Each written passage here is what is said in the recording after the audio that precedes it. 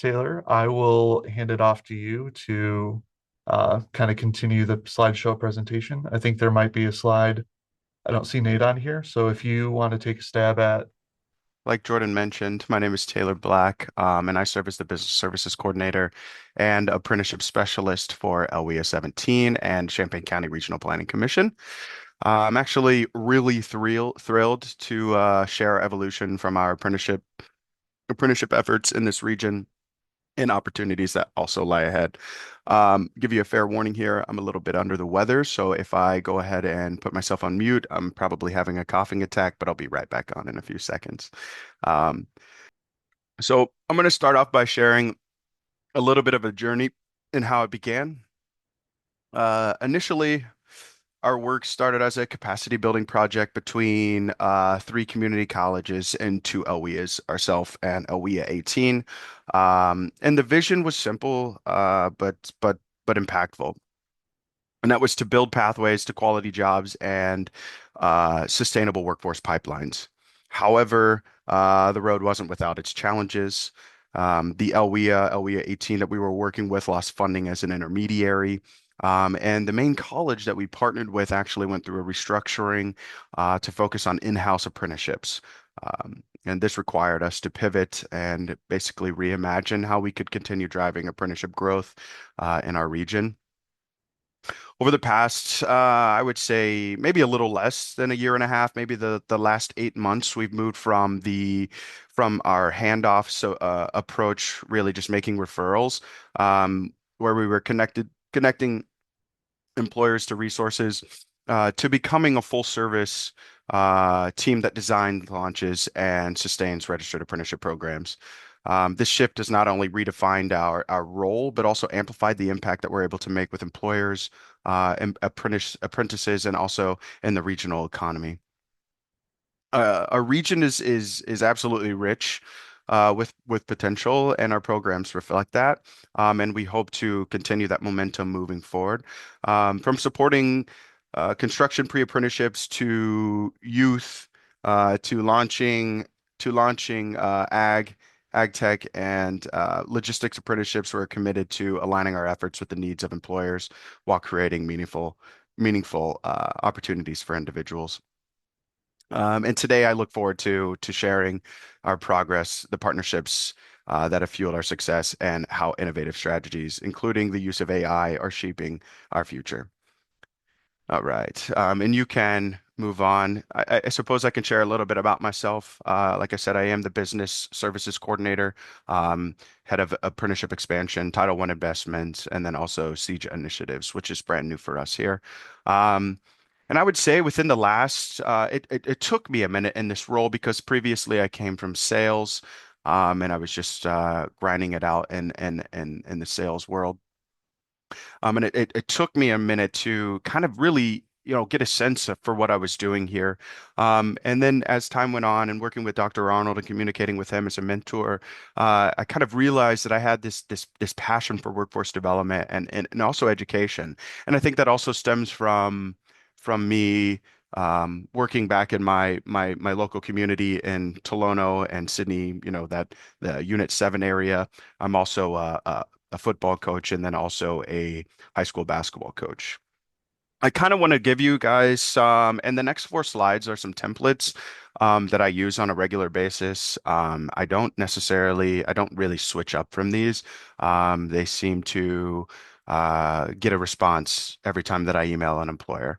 So this is in my initial email template, subject line as is, reduce training cost and build your workforce with apprenticeships.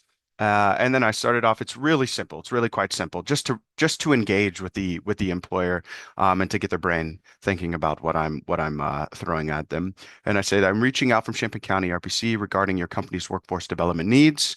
Companies and let's just say manufacturing are seeing significant ROI through registered apprenticeship programs. And this is how we're seeing it. There's a 92% retention rate. Um, and for every dollar invested, you're going to get a $1.47 return. And then there's 40 to 50% reduction in training costs. And then I go on to say we offer free program development and handle all the registration paperwork, in which we do. Would you have 15 minutes to discuss how apprenticeships could benefit your company. And then I also, there is, so when scouting employers on like LinkedIn, when you're connecting with the individual, you can write a short memo along with your connection, and it has to be anywhere between like I think it's 150 characters, maybe 200 characters or less. So I basically just sum up what I have here, and I try to minimize it into 200 characters. It's really quite simple. I'm reaching out from Champaign County RPC regarding workforce development needs. We offer program development and handle all the registration paperwork. Would you have 15 minutes to discuss how registered apprenticeships could benefit you? And that's kind of how I word it when I reach out on LinkedIn and other social platforms that have a character minimum. If you want to go ahead and move on, Jordan. And then, as you see here, there is a follow-up email template that I have just put together. And like I said, I don't really deviate from these.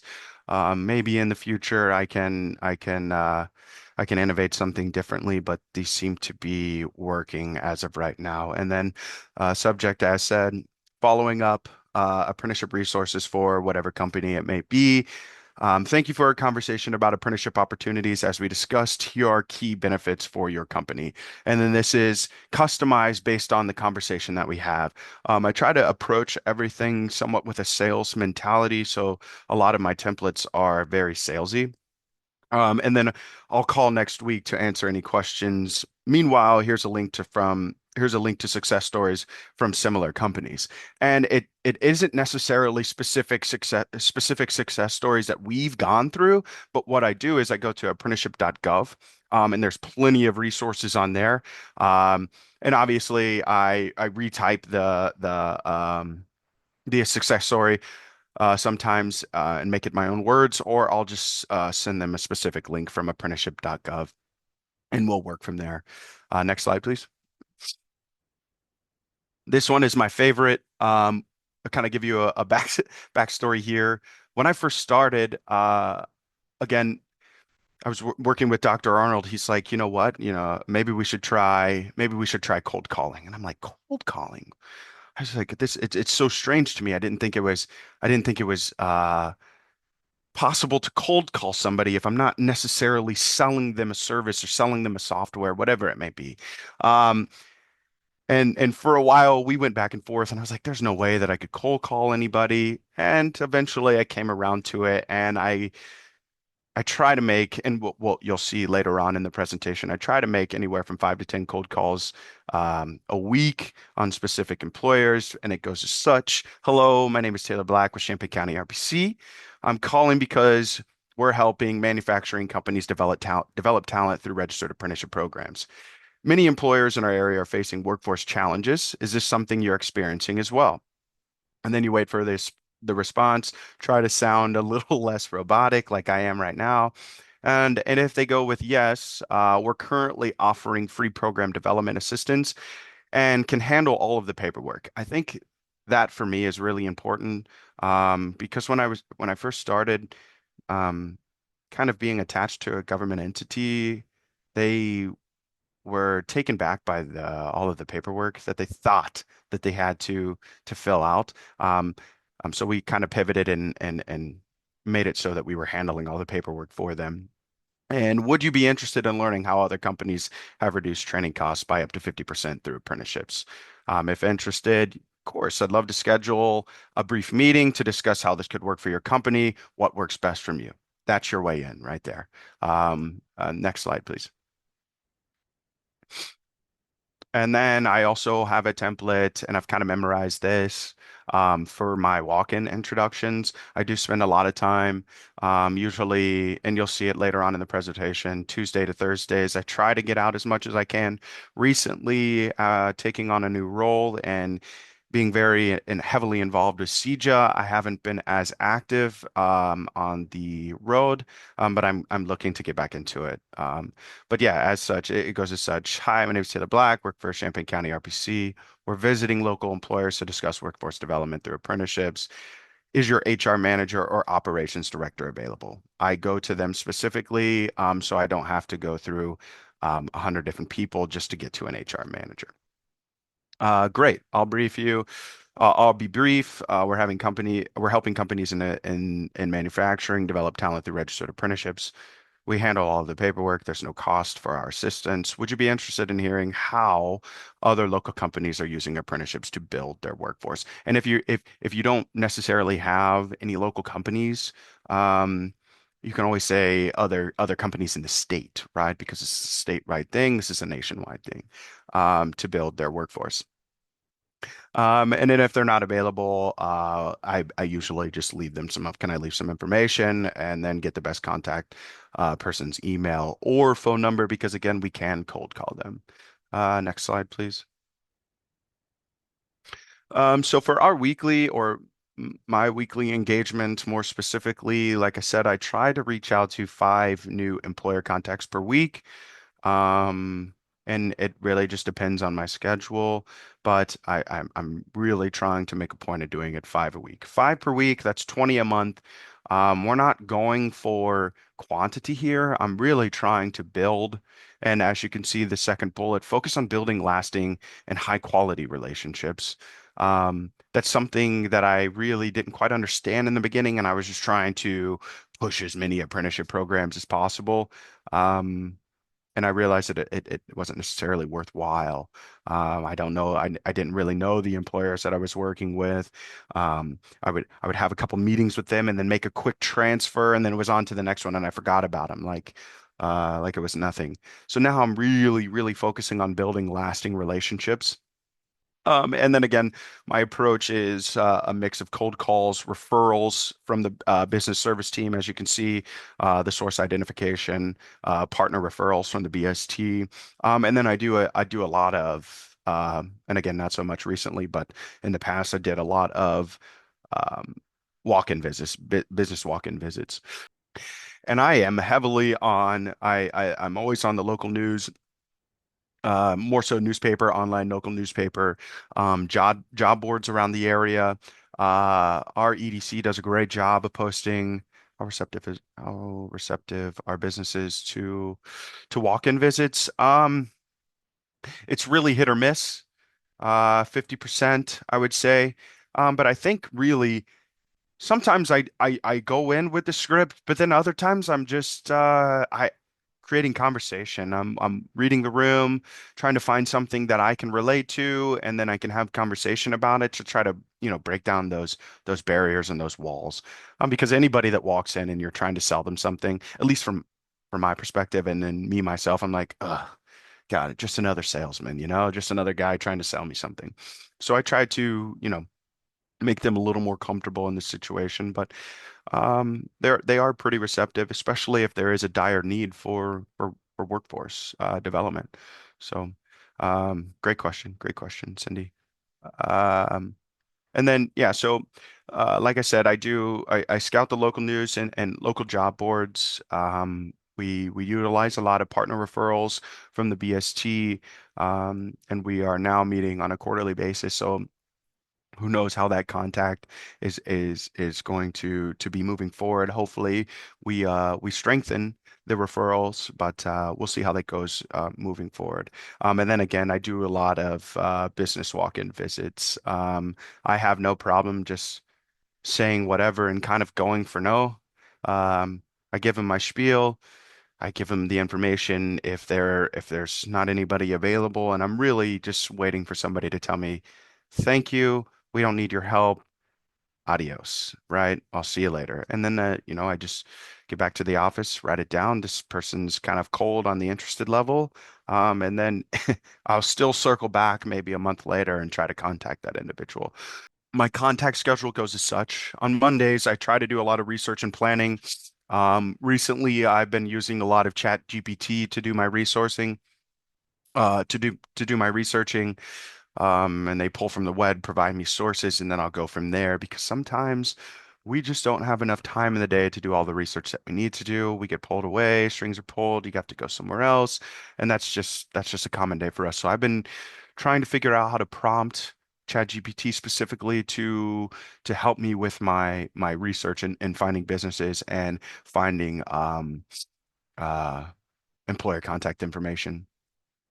Um, There is another website that I use to get that information. It's called Ben Verified. I've had it for quite some time. It's like $35 a month, but you can search just about anybody and find their contact information. Um, so if that's something you guys would like to do, I can send you a link, whatever it may be, or we can, if you have any questions about it, you can follow up after this with me. Tuesdays and Thursdays, primarily outreach. Like I said, right now I've been a little busy with trying to figure out CJA, and understanding that. So I haven't been as active as far as outreach, but usually I like to get in Tuesdays and Thursdays. And the reason being, I don't know about you guys, but usually on Monday I'm not as responsive when someone just pops into my office and is asking for a bunch of things or trying to sell me something. So I let employers kind of get into their work week a little bit, and then try to engage them on Tuesdays after they've had a full day of work. And all the anxiety from the work week is dissipated, maybe. But Tuesdays and Thursdays to me seem to be the best time to engage employers. And then Friday, I follow up with documentation and that is on the next slide. You can go to the next slide, Jordan. But yeah, documentation. It goes as such. The basic Excel tracking. Um, and then I have key fields, key contact fields of who the company is, who the contacted person is, the dates in which I contacted them or they reached out to me and contacted me, and then interest level. And it's real simple, hot, medium, cold, right? There is no need to get more complicated than that. But I do use two forms of collection or documentation. I have my own Excel spreadsheets that I've created since I started two years ago. And then I also upload into WorkNet. And then my Excel tracking is also linked with HubSpot. So some of the emails that I have are on a sequence with HubSpot and Zapier. So I've written out my scripts, and HubSpot and Zapier will fill in the company information.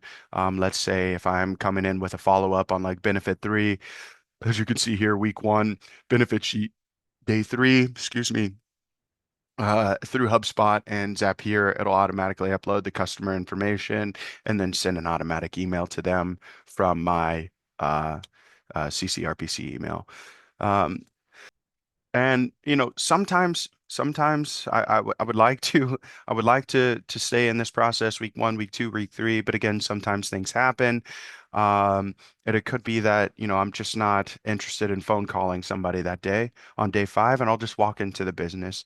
Um, or we've had great contact leading up to that, and there is no need for a day five follow-up with a phone check-in, right? We're just contacting each other through email.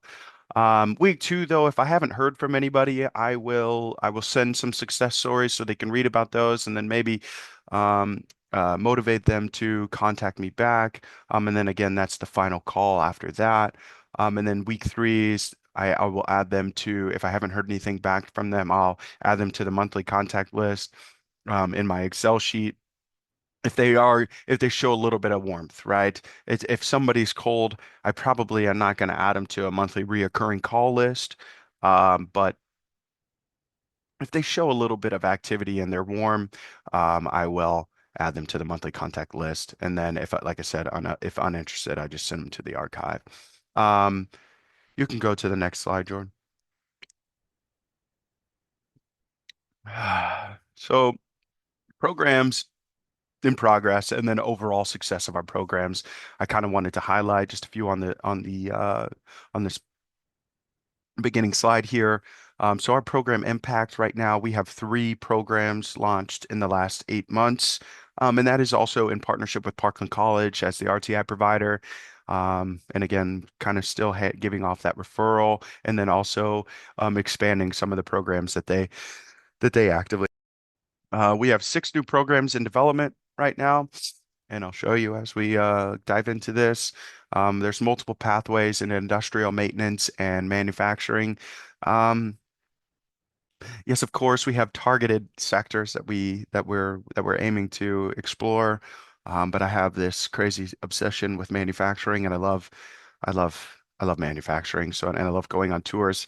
So recently, there's been a lot more manufacturers manufacturing companies that we're building and developing programs for. And these programs have a wage progression range from starting at $15 all the way up into $32.80, which I think is actually phenomenal. And then there are a mix of time-based programs, which were created more so in 21, 22, when time, competency, and hybrid wasn't used as much. But the time-based are more of an expansion. And the newer models are hybrid models. And then looking forward, we're really trying to expand in the industrial maintenance programs. I've started maybe four of those in the last year and expanded on those. Like I said, really love manufacturing, so I'm trying to grow the manufacturing sector partnerships, and really develop an understanding for what a sector partnership looks like. And then we are also trying to develop advanced technology programs and trying my best to support rural workforce development and Dr. Arnold's Quality Jobs Project. So, yeah, those are outlook. That's the outlook for us for the future.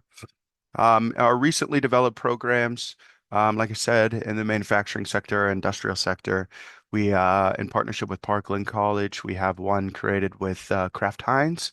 It is an industrial machinery mechanic, also known as line technician at the company. It is a 1 year hybrid program. These individuals are incumbent. They have prior knowledge with all of the line production and the machinery there, but they wanted to get them into an apprenticeship program to expand that knowledge. As you can see, the wage progression for them starts at $30.80, and finishes after the year. The journey worker status is 3280. There are currently, as far as I know, seven apprentices. I think there is another cohort beginning soon here. Yes, there is another cohort starting in March, I believe, but as of right now, there are seven apprentices, and we are funding most of them. Uh, and I suppose I'll talk about it when we get to that point, but I was just in a community call with Parkland. They host this community action webinar on a monthly basis, I think. And she kind of gave us kudos for Parkland, Amy Dinsmore. She is the director of apprenticeships there, but she gave us kudos for basically funding all of their apprenticeship programs. Um, and since she's on the call, I'll give a massive shout out to Cassandra Dunham. She is our development specialist, but she is a go-getter, and loves funding everything and finds unique and creative ways to get it done.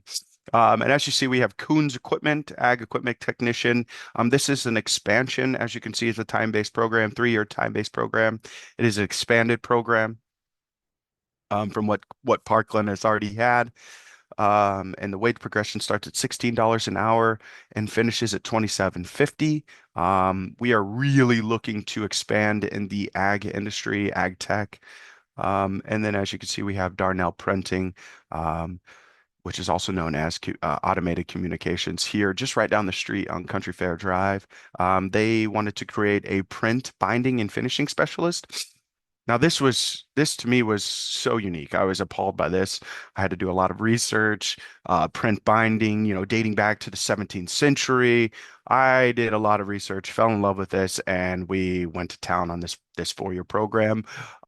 All of the RTI will be done internally. They're going to call in uh, multiple RTI providers to teach specifics throughout the 4 years. It starts at 15 an hour all the way up into 26. And the reason that they wanted this program, more specifically, in the next 4 to 5 years, they're going to have I think if I'm recalling correctly, the lady said 90% of their employees, their journey workers that have been there for 20 years plus, are going to be retiring here soon. And without them, it might be a little difficult to keep up with production. As of right now, there's just a single apprentice in the program. Um, the head HR lady, unfortunately, right after her and I started this program, she had to go in for back surgery and was out for 4 months. So it took a little while for the program to get started, but I was just recently informed that there is now one active apprentice in the program. Some programs under development.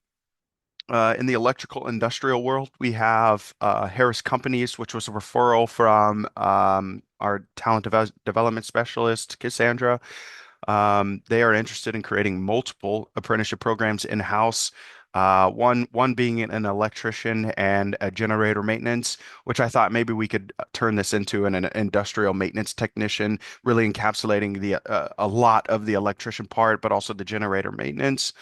Um, they're also looking to expand on their CNC machinist, and then also looking for highly qualified welders. So we're going to develop an in-house welding program for them.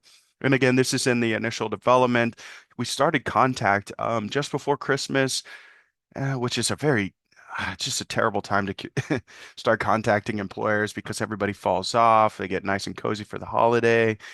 But anyway, conversation is starting to pick back up now, which is exciting for us. In advanced manufacturing, Flex and Gate Danville, we went on a tour December 12th. They had some existing registered apprenticeship programs that were unregistered. So we are looking to register those programs and then also along with that developing new ones, line production technician, which could be an expansion of Kraft Heinz current program. We're gonna go through that and see if that aligns with them, and then also robotics and automation specialist, which could be very unique. I'm really interested in how we're going to develop and design that and get into the nitty-gritty of it. And again, like I said, the status is research and design phase right now. And then we also have 8th Street Welding and Hydraulics, looking for a CNC machinist and welding apprenticeship. This was also another referral from the business service team. Uh, Cassandra. Cassandra's just a go-getter. So proud of you, Cassandra, my office partner. She could probably hear me right now, not even through the microphone, not only through the microphone, but also right next to her. So shout out to her. And that is also in the initial development phase. Go ahead, Jordan.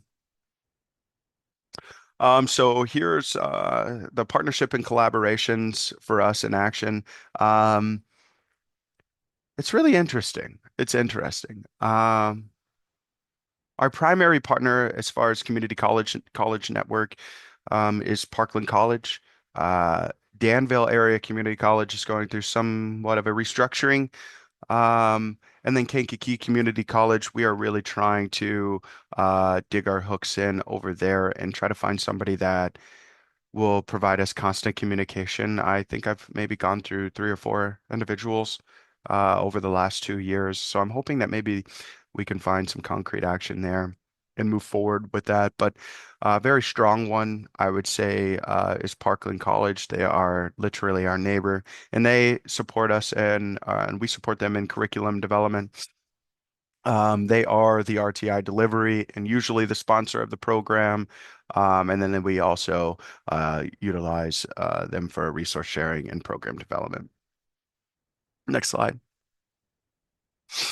And I labeled this as industry sector partnerships, and it's not at all what this is. It's more so of collaboration and active partnerships. And then in the manufacturing and industrial world, we have Kraft Heinz recently developed a program with them, Flexingate, both Champaign, well, Urbana, and the Danville area.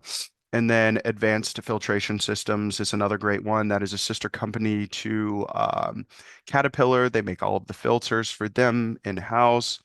Um, and then also the regional tech hub engagement. In agriculture and equipment, we have Coons Equipment. Um, One that I'm really excited about, and I think some of the other LWIA partners are on this call currently. But we are trying to expand on Berkey's Farm Store Diesel Tech Apprenticeship, but not only that, we're trying to develop brand new and make it more of a statewide thing. This is I would say that we're in like really an initial development right now. as far as those statewide initiatives go. We've been communicating with partnering LWIAs, where Berkeys have stores in their areas, and we're trying to expand from there. So that has actually been really great. We had our first meeting last week, which I was really excited about, to see some of our other LWIA partners here. And we're gonna try to streamline that the best way that we can.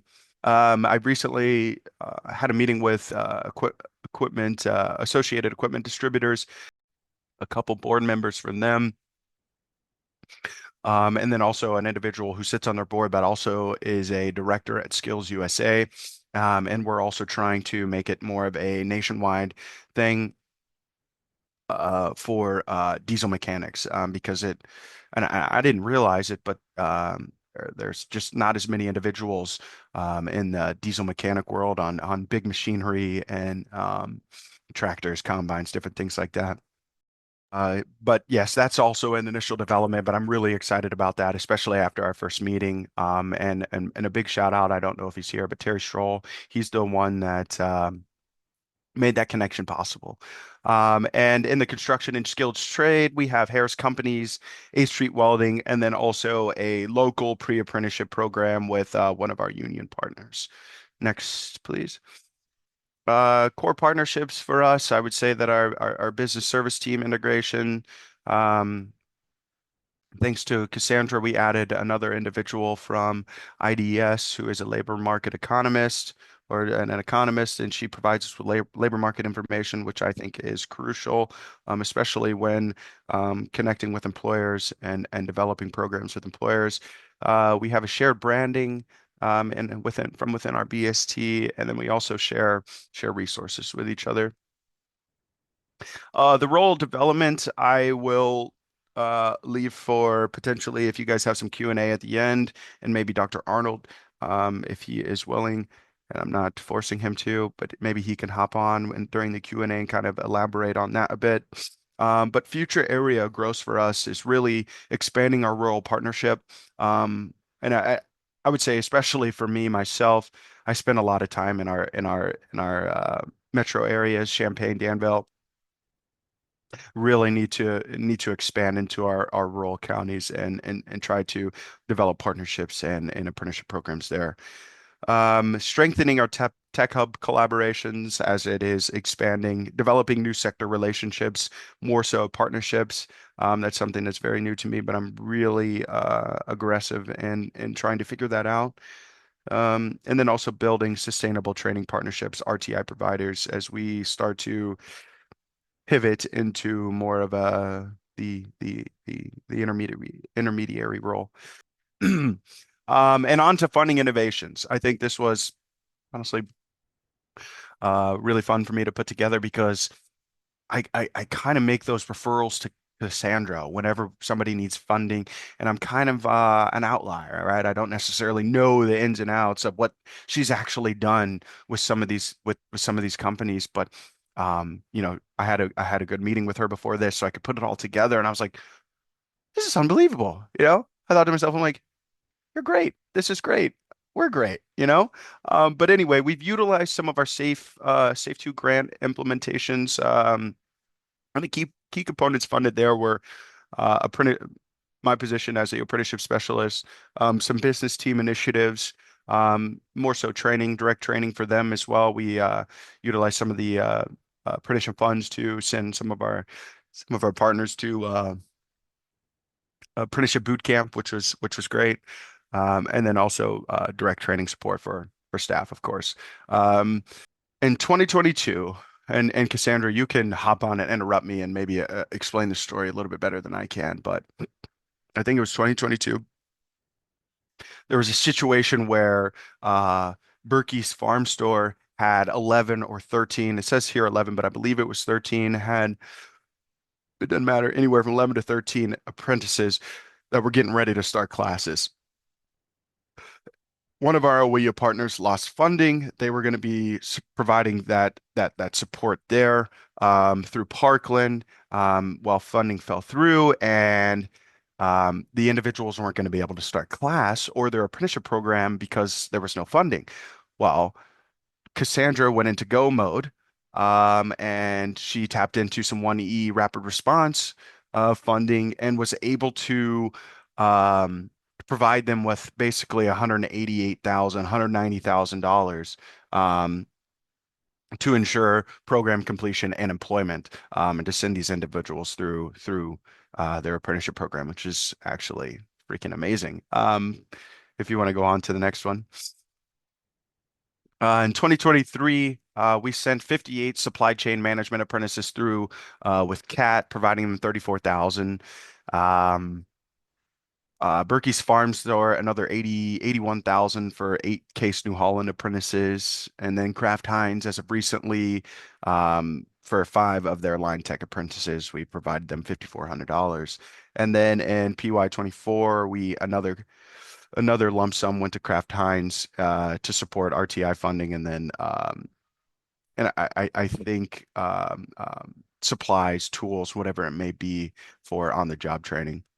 I think IWT is just one of our most innovative, and I sometimes pitch apprenticeships as an IWT, trying to find somebody in-house that already knows the business, that knows the company culture, that we can upskill, right? There's no greater appreciation for an employee than to provide them with services to gain skill and knowledge.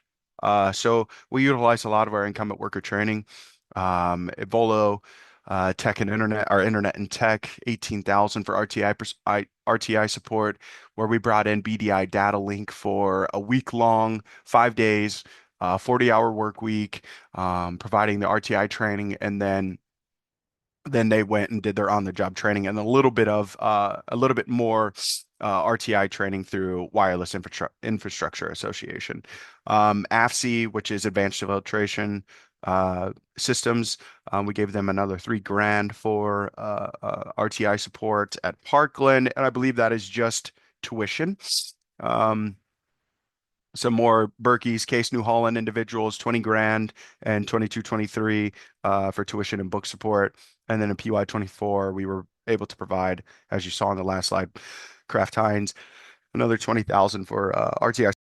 Um, so challenges faced in the beginning, and I kind of elaborated on those a bit in the introduction, and that was that we uh, had to move from really just a handoff referral approach to where we were more connected with employers and becoming a full service team that designs, launches, and develops programs. I actually like it a whole heck of a lot more than just talking to an employer and sending them on their way to whomever it may be. So that was a main challenge in the beginning. And like I said, one of our main colleges that we partner with restructured to in-house apprenticeships. Not saying it's not a good or a bad thing, but it did present a challenge for us and moving forward. And we had to take a step back and truly figure out who we are and what we wanted to represent. Um, as far as solutions go, we again transformed from handoff model to full service subject matter expert, where I was literally boots on the ground and designing them, designing these programs, researching and designing. We developed a direct employer support system, and then also created more sustainable funding approaches, as you could see from the last couple of slides. Thank you, Cassandra, for making that possible. Really, adaptability is crucial. And one thing I learned from Dr. Arnold, and I didn't realize I didn't realize how slow I was sometimes. But speed makes a difference. If you can move quickly, it makes adaptability a hell of a lot easier. Excuse my language. Um, Direct employer relationships matter. Clear communication is essential. I mean, everything, documenting and being very transparent about everything. And then regional collaboration is key to success. Collaborating with all partners, and it doesn't matter who it is. They could be even out of your region, for God's sake. For instance, like IMEC, great partner to have. We've even duoed some of our events. There's a great and just recently, and that's it was a great way to collaborate with them. And then we've also been able to design some apprenticeship programs with them. Um, What's really working well for us, and it's kind of a redundancy here, I've kind of explained it, but the concierge service model, really engaging with employers and providing them full service, right? From top to bottom. Streamlining the paperwork. I've gotten pretty quick, fast when it comes to designing and developing these apprenticeship programs. A lot of it is already made for us, right? And the only thing that we have to do is listen to the employer, listen to their specific needs, take out what needs to be made, taken out on the Appendix A, and then add whatever needs to be, right? And then we do a lot of um, uh, cross comparisons with ONET. So I have a list of the employer needs and wants and their job descriptions, and then I'm looking at ONET and making comparisons there and adding things that need to be added, and then taking out things that don't need to be in the program. Strong, like I said, strong communication protocols, just making sure that we're transparent as we possibly can with these employers. Um, we've really honed in on our sector focus and our targeted sectors, that being healthcare, manufacturing, ag tech, and then really, really expanding into the rural areas. Future goals for us, regional growth, strengthening, more so creating sector partnerships, developing those, I think is crucial and it just align with the states, developing new industry connections, no matter what it is, um, and then building sustainable training pipelines. Um, as far as program development, expanding into pre-apprenticeship opportunities, we've had a few meetings just recently about pre-apprenticeships and how we can, as an OWIA, do better at connecting with EFEs and local high schools, whatever it may be, just to get into the youth and develop those pre-apprenticeship opportunities for them so they can really kind of get an assessment on what they want to do for the rest of their life. Because Lord knows I had no idea what I wanted to do when I was 16 through 18 years old. Really, as far as program development goes, as we're taking on the intermediary role, sponsorship role, trying to enhance career coaching integration. Not necessarily sure what that looks like right now, but I think it is a future goal of ours to have our um, career coaches more knowledgeable and kind of interactive in the programs. As far as partnership enhancement, definitely, like I said earlier in a few slides earlier, deepening that tech hub collaboration, um, strengthening our business team integrations. Yeah, really need to strengthen the business team integrations, expanding CEJA initiatives because CEJA and apprenticeships, they work hand in hand, trying to develop clean energy apprenticeships as well in our targeted sectors, and then also build more rural partnerships. So future goals, creating funding solutions, that would be more of an innovative focus, flexible program design. Jordan, you know what? You can actually just skip this slide. It seems to be repetitive there. Um, and then we'll open it up for a little bit of Q&A. All right. If anyone has any questions or ideas that they want to run by Taylor, feel free to unmute yourself or put something in the chat. And then also my email is always open. If you think of something down the road, uh, just don't hesitate to reach out to me, send me an email. Justin, now might be a good time if you have any input on the rural focus and some initiatives or ways you're tackling that. I know rural populations is really hard to address, especially because there's not a lot of consolidation of businesses in an area. So a lot of the logistics can get difficult. So if you have any thoughts on that, feel free to come off mute. Sure. Thanks, Jordan. Thanks, Taylor. For rural development, we're going through a planning process of looking at the labor market profile of each of our rural counties and then working with local economic development entities to inventory the projects that they have on the ground and then look for um, low-hanging fruit or opportunities for cross-pollination to increase workforce investments. So, for example, um, we are working with the county board and the County Economic Development Corporation. We look at a labor market profile that was developed by IDES. It shows that there's two hospitals operating in the area.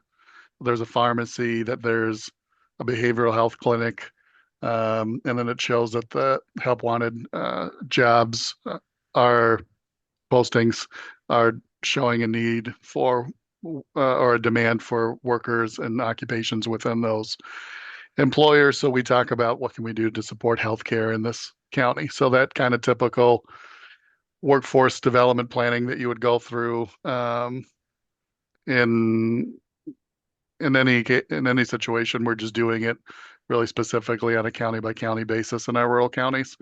I think the change here is that for whatever reason, over the past couple of years, our rural counties have understood that economic development is important to their future.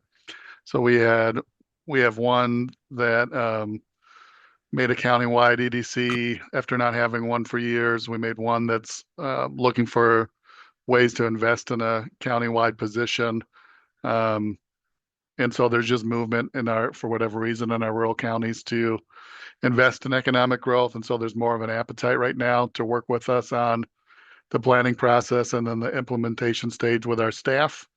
Um, so the timing seems to be right for whatever reason, and we're having some initial success. So it really is just a conversation with folks who are ready to address the issues and willing to come together and review information and brainstorm and then set goals. And so if you have that in your area, you can have success. Before that, we didn't have this kind of interest or attention. It really was just our county elected officials coming together to talk about their oversight of Title I and the AJCs, and then the other projects that they had going on in their community, high schools, roads, um, et cetera. So it's a change, and we're just capitalizing on the change. There's no additional follow-up. Thank you again, Taylor, for your time and presentation and powering through. I'll try to make the video edit, take out as many pauses as possible to make you look as good as possible. So don't worry about that. And I hope everyone stays warm on this cold winter day. Thank you all very much.